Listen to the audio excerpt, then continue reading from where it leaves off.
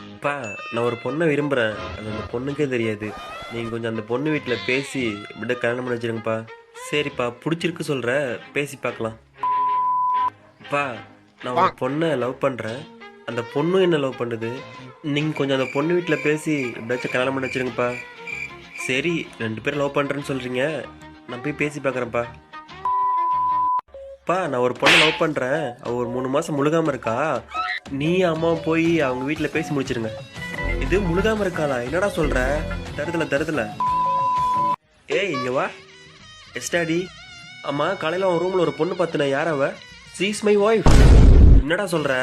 என் பொண்டாட்டிப்பா. என்னடா சொல்லவே இல்லை? ஓ, நீங்கள் இதையே இப்போ தான் பார்க்குறீங்களா? அவன் 5 மாதமாக இங்கே தான் இருக்கா.